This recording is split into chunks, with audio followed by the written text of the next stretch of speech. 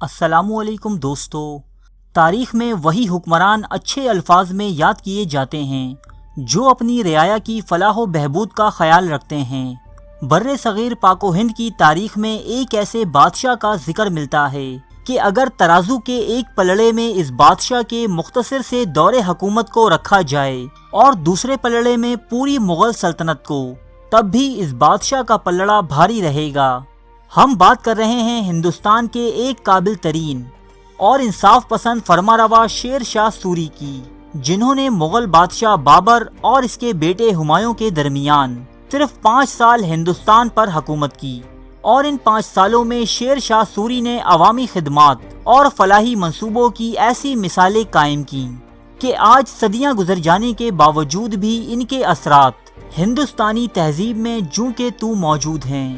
کچھ لوگ شیر شاہ سوری کو مغلوں کا غدار کہتے ہوئے ان پر یہ الزام عائد کرتے ہیں کہ شیر شاہ سوری نے دوسرے مغل بادشاہ ہمایوں سے حکومت چھین کر اسے دربدر کر دیا تھا، لیکن دوستو اس دور میں تخت و تاج حاصل کرنے کا یہی رواج تھا کہ جو زیادہ طاقتور، جرأت مند اور اہل ہوتا وہی انانِ حکومت سنبھالتا، جبکہ مغل بادشاہ ہمایوں کسی بھی شعبے میں شیر شاہ سوری کی برابری نہ کر سکتا تھا۔ پہلے مغل بادشاہ ظہیر الدین بابر میں یہ تمام جوہر موجود تھے، تبھی تو وہ فرغانہ سے چل کر آیا اور دہلی پر قابض ہوا۔ جو حق بابر کو حاصل تھا وہی شیر شاہ سوری کو بھی حاصل تھا، لہٰذا اس نے اپنا حق حاصل کر لیا۔ شیر شاہ سوری کی پیدائش 1486 عیسوی میں ہوئی اور ان کا اصل نام فرید خان تھا۔ ان کے والد کا نام حسن خان سوری تھا۔ ان کے آباء و اجداد کا تعلق افغان قبیلے سور سے تھا۔ 1451 عیسوی جب دہلی میں لودھی خاندان کی حکومت قائم ہوئی، لودھی جو نسلاً افغانی تھے، انہیں دیکھتے ہوئے بہت سے افغان سردار اچھے مستقبل کی تلاش میں دہلی آن پہنچے۔ انہی سرداروں میں سے ایک شیر شاہ سوری کے دادا ابراہیم سوری بھی تھے۔ بعد ازاں شیر شاہ کے والد حسن خان کو سکندر لودھی نے بہار کے علاقے سہسرام کی جاگیر عطا کی۔ فرید خان یعنی شیر شاہ سوری اپنے والد کے 8ویں فرزند تھے۔ اپنی سوتیلی ماں کی نفرت اور سنگدلانہ رویے کے سبب فرید خان بچپن ہی میں اپنے گھر سے فرار ہوئے اور جون پور کے نواب کے ہاں ملازمت اختیار کر لی۔ یہاں رہتے ہوئے آپ نے اپنی تعلیم مکمل کی اور فنون سپاہ گری میں بھی مہارت حاصل کی۔ اپنی بے چین طبیعت کے سبب فرید خان نے یہاں سے بھی کوچ کیا اور اب بہار کے نواب خان لوہانی کے ہاں ملازمت کی۔ اسی ملازمت کے دوران اپنے آقا کی جان بچاتے ہوئے فرید خان کا سامنا ایک شیر سے ہوا اور اس بہادر نوجوان نے تنے تنہا اس شیر کو موت کے گھاٹ اتار دیا۔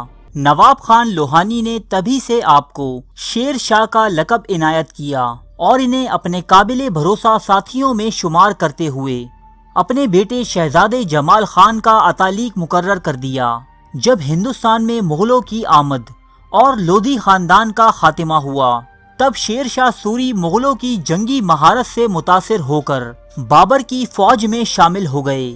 شیر شاہ سوری کی اعلیٰ صلاحیتوں کو دیکھتے ہوئے مغل بادشاہ بابر نے اسے سہسرام کا نظم و نسق سنبھالنے کی ذمہ داری سونپی۔ کہا جاتا ہے کہ ایک مرتبہ شاہی دعوت کے موقع پر شیر شاہ سوری نے بادشاہ بابر کے سامنے سے گوشت کا ٹکڑا کھینچا اور بلا تکلف اسے کاٹ کاٹ کر کھانے لگا۔ بابر کو یہ بات سخت ناگوار گزری۔ تبھی سے مغلوں اور شیر شاہ سوری کے تعلقات کشیدہ رہنے لگے۔ شیر شاہ سوری کی آزاد طبیعت بابر کی ماتحتی زیادہ عرصہ برداشت نہ کر سکی، چنانچہ شیر شاہ واپس بہار لوٹ آئے۔ اب نواب خان لوہانی کی جگہ شہزادہ جمال نواب بن چکا تھا، لیکن وہ اول درجے کا نااہل حکمران ثابت ہوا، جس کے سبب تمام نظام سلطنت شیر شاہ سوری نے اپنے ہاتھ میں لے لیا۔ شیر شاہ کے اس اقدام کے باعث نواب بنگال محمود شاہ نے شیر شاہ سوری کے خلاف کارروائی کرنا چاہی، لیکن اسے بھی ہزیمت اٹھانی پڑی۔ اب شیر شاہ سوری کی جنگی قوت میں بے پناہ اضافہ ہو چکا تھا۔ ان حالات کی خبریں جب مغل بادشاہ ہمایوں تک پہنچیں تو وہ شیر شاہ سے مقابلے کے لیے آن پہنچا، لیکن وہ بھی شیر شاہ سوری کی جنگی قابلیت کے سامنے نہ ٹک سکا اور مجبوراً صلح کر کے واپس لوٹ گیا۔ کچھ عرصہ اس صلح پر قائم رہنے کے بعد شیر شاہ سوری نے اپنی بادشاہت کا اعلان کر دیا اور سلطان العادل کا لقب اختیار کیا۔ اب مغل بادشاہ ہمایوں نے 1540 عیسوی میں دوبارہ شیر شاہ سوری پر حملہ کیا اور ایک بڑی شکست سے دوچار ہوا۔ اس شکست کے بعد سارا شمالی ہند کا علاقہ شیر شاہ سوری کے زیر تسلط آ گیا اور بادشاہ ہمایوں اپنی جان بچا کر بھاگنے پر مجبور ہوا۔ شیر شاہ سوری کو حکومت کرنے کے لیے بہت ہی کم وقت نصیب ہوا اور اس دوران بھی وہ مختلف جنگی مہموں اور بغاوتیں کچلنے میں مصروف رہا۔ ان تمام تر وجوہات کے باوجود شیر شاہ سوری کے فلاحی کارنامے ہندوستان کے کسی بھی فرما روا سے کہیں زیادہ ہیں، جن میں سب سے بڑا کارنامہ شاہراہ اعظم یعنی جرنیلی سڑک، جسے موجودہ دور میں گرانڈ ٹرنک روڈ کہا جاتا ہے، کی تعمیر ہے۔ یہ جو آج انڈیا اور پاکستان میں روپیہ نامی کرنسی کا چلن عام ہے، اسے متعارف کروانے والے بھی شیر شاہ سوری ہی تھے۔ اس کے علاوہ سلطنت میں امن و امان قائم کرنا، تجارت کو فروغ دینا، کسانوں کو سہولتیں فراہم کرنا، ڈاک کے نظام کی اصلاح کرنے کے ساتھ ساتھ شیر شاہ سوری کا سب سے بڑا کارنامہ تمام ریاست میں عدل و انصاف پر مبنی معاشرہ قائم کرنا تھا۔ شیر شاہ سوری کا عہد نامہ نامی کتاب میں ان کی منصف مزاجی کا ایک ایسا قصہ درج ہے جسے سن کر پوری سلطنت کانپ اٹھی تھی، جبکہ یہ واقعہ انگریز مورخ الفسٹن نے بھی اپنی کتاب میں درج کیا ہے۔ واقعہ کچھ یوں ہے، ایک بار سلطان شیر شاہ سوری کا بیٹا محمد شاہ عادل ہاتھی پر بیٹھا آگرہ کی گلیوں میں گھوم رہا تھا۔ اس نے دیکھا کہ ایک حسین و جمیل دوشیزہ اپنے غسل خانے میں نہا رہی ہے۔ شہزادہ اس منظر میں ایسا محو ہوا کہ ہاتھی وہیں روک کر کھڑا ہو گیا اور ایک اوباش کی طرح پان کا بیڑا اٹھا کر اس کے جسم پر مارا۔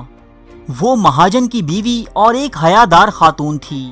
جب اس نے یہ تمام منظر دیکھا تو وہ خودکشی کی جانب راغب ہوئی، لیکن اس کے شوہر نے اسے روک لیا کہ وہ شکایت لے کر بادشاہ شیر شاہ سوری کی عدالت میں جائے گا۔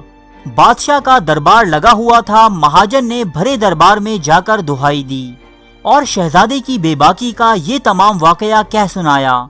یہ سنتے ہی شیر شاہ سوری سخت غضبناک ہوئے اور حکم جاری کیا کہ یہ مہاجن ہاتھی پر بیٹھ کر محمد شاہ عادل کے گھر جائے اور اس کی بیوی یعنی خود شیر شاہ سوری کی بہو کو برہنہ کر کے اس کے سامنے لایا جائے اور یہ مہاجن بھی اس کی طرف پان کا بیڑا پھینکے۔